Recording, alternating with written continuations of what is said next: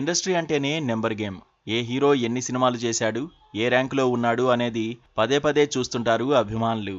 ఇక mile stone మూవీలకు ఉండే craze అయితే అంతా ఇంతా కాదు. 25, 50, 75, 100 వంటి ఆ ప్రాజెక్టులను అత్యంత స్పెషల్గా చూస్తుంటారు. ప్రస్తుతం అలాంటి కేర్ను తీసుకుంటున్నాడు అక్కినేని నాగార్జున. తన కెరీర్లో మైల్ స్టోన్ మూవీగా నిలిచే సినిమా సంథింగ్ స్పెషల్గా ఉండేలా ప్లాన్ చేస్తున్నాడు టాలీవుడ్ మన్మధుడు.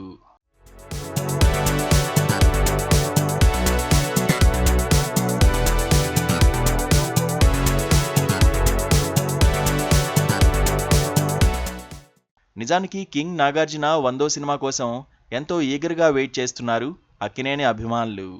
ఇప్పటికే చిరంజీవి, బాలకృష్ణ ఆ మైల్ స్టోన్ని అధిగమించగా ఇప్పుడు నాగార్జున వంతు వచ్చింది. కింగ్ నుంచి సోలో సినిమా వచ్చి ఏడాది దాటిపోయింది. నాసామిరంగా తర్వాత సోలో సినిమా ఇంతవరకు ప్రకటించలేదు. ప్రజెంట్ కుబేరా, కూలీ మూవీలతో బిజీగా ఉన్న నాగ్ బెంచ్ మార్క్ సినిమా కోసం అదిరిపోయే ప్లాన్ వేస్తున్నట్లు టాక్ నడుస్తోంది.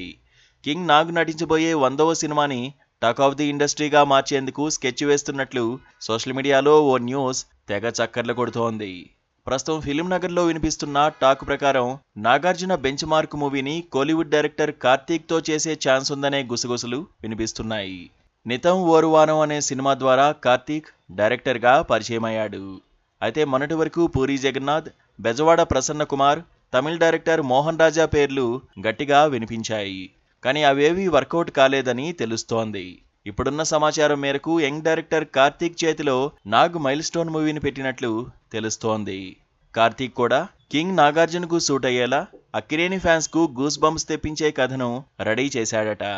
పైగా 100 కోట్ల భారీ బడ్జెట్తో పాన్ ఇండియా రేంజ్లో తన సెంచరీ మూవీని తెరకెక్కించేందుకు నాగ్ రెడీ అవుతున్నాడట.